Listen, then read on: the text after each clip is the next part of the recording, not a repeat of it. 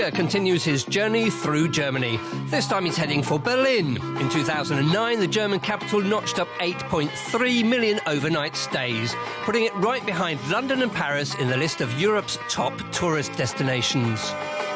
Today he's visiting the famous Reichstag Building, which has been the seat of the federal German parliament since 1999. In days of old, the parliament that convened here was called the Reichstag. The building has retained the old name. This big building has been through a lot. This was the seat of the parliament under the Kaisers and the Weimar Republic. While the wall was up, it even served as a museum. It was also a work of art for a while. After the fall of the wall, US artists Christo and Jean-Claude created what they called the Wrapped Reichstag. The new dome, designed by Norman Foster, was added in the 90s.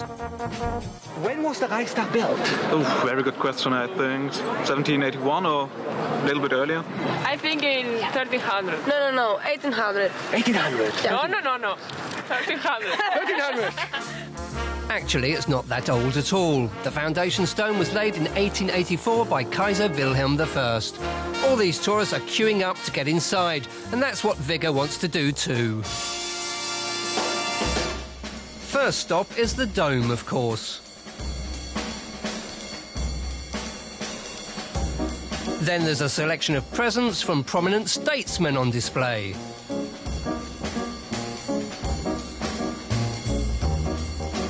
And Wigge gets to boldly go where few tourists have been before. This is the chair of the President of Parliament.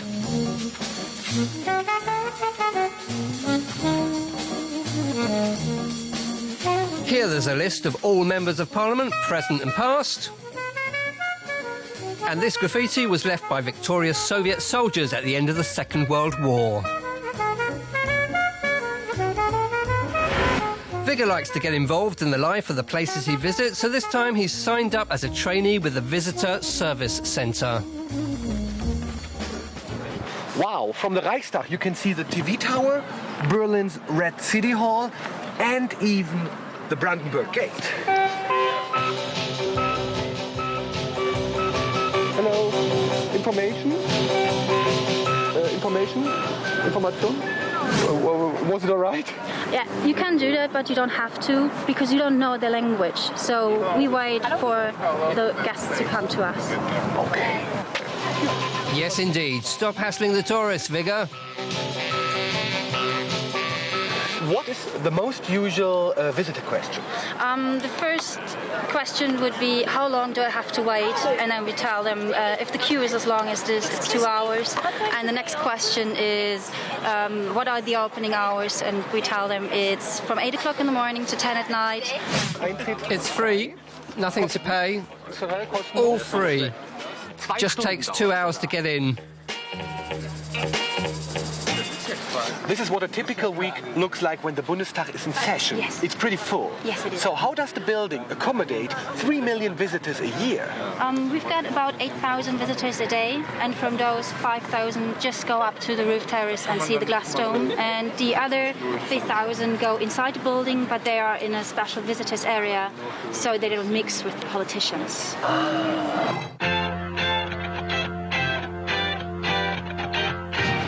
The Reichstag's parliamentary chamber is Germany's most important political tourist attraction. Therefore, for cultural significance, it gets maximum 5 stars. Normally in government buildings, you don't expect to be impressed by the art. But on my tour I was. With works by famous German artists like Georg Baselitz and Joseph Beuys, the Reichstag gets 4 stars for its art factor. But if you're looking to relax, 8,000 tourists pushing here every day means you have to wait. So only 1 star for the chill-out factor. The Reichstag even has something for those who are fed up with politics. But time now to move on to the next destination on Wigge's journey through Germany, land of loveliness.